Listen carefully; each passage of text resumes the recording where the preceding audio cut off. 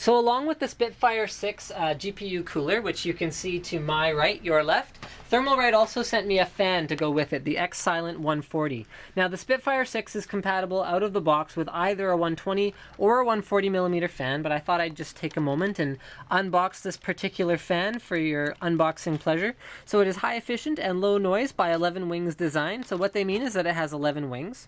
Okay. Or wings up, blades, not wings. Liquid state bearing and 50,000 long life hours. 7 volts of power usage can be adjusted via fan controlled device. Okay, it is a 140 by 140 by 25 millimeters, so it is a standard thickness fan. It has a liquid state bearing. I don't know what a liquid state bearing is, to be perfectly honest with you. Startup voltage is 7 volts. That's pretty good. Typically, very, very, very good fans will start up around 5 volts, but 7 volts is still very respectable for a 140mm fan especially, because I'm thinking in terms of 120 mils. Rated current, rated speed is 900 RPM. You can read all this. Why am I even reading this out? There.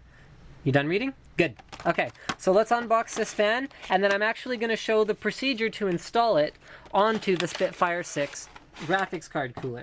So 140mm fans, actually, let me grab a 120mm fan that I tossed out of the way when I was clearing my desk.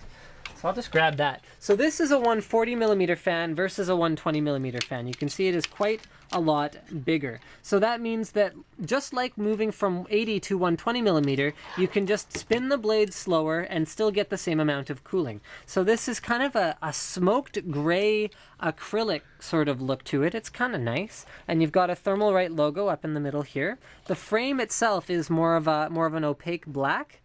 And this is interesting. There are holes. Oh, I get it. There are holes around this fan because this is not the LED version, but it looks like you could actually probably jury rig LEDs into this fan if you really wanted to. Let's look around at the back. So on the back you can see we've got the basic specs for the fan. All right, I've had enough talking about the fan. Let's talk about the sleeving on the cable. So the sleeving on the cable is actually, this is pretty darn good quality sleeving. Hey. You know what? So few companies have this figured out, where they use a good quality sleeving, a good quality heat shrink, and then the cable, you can't see the color of it.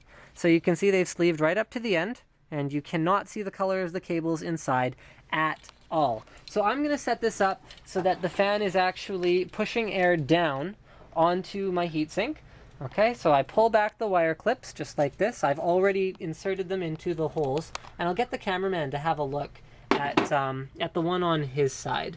So give me 2 seconds here, cameraman, and I will get around to that side to show you. So you can see there are holes on the side of the Spitfire 6. There are 2 at the either end extremes, so those are the 140mm holes, and then there are 2 more, one here and one here, right above these 2 heat pipes. So that is for 120mm. There's one more here, and I have no idea what that's for. So why don't we go ahead and put the fan down. And you know what? To be perfectly honest, I'm pretty sure that Thermalright includes little rubber strips to dampen the noise, but they would be in the box right now, and I don't have that handy. So you can see it mounts quite... You know what? I wonder if that's what the foams are for. Well, I'm not going to stress about it. Let's turn on the system and you can see how loud this fan is. I don't have it plugged in yet, but I'm going to plug it into one of the fan headers on the classified motherboard that I'm running here. Now, something to note is that the compatibility for the Spitfire 6, I was a little bit confused about it when I did my original video, and so the compatibility is with the 5850 and the 5870, and this VRM module is also compatible with the 5850 and 5870. But what Thermalright doesn't tell you, because it's possible that they don't know, is that this heatsink is also compatible with the iFinity 6 edition 5870. So that's the 2 gig version of this card. So if you look around at the back of the video card itself, you gotta kind of get down at this angle here, cameraman, sorry about that. Thermalright has actually included so many extra memory heat sinks that I was able to... Oh, sorry about that. That I was able to install it on the 2 gig version of the card without having to buy any additional memory heat sinks. So good on them for going ahead and doing that. Anyway, I wish I could show you some temperature settings, but I don't have the drivers installed. But thank you for checking out my unboxing of the X-Silent 140, as well as the installation onto the Spitfire 6.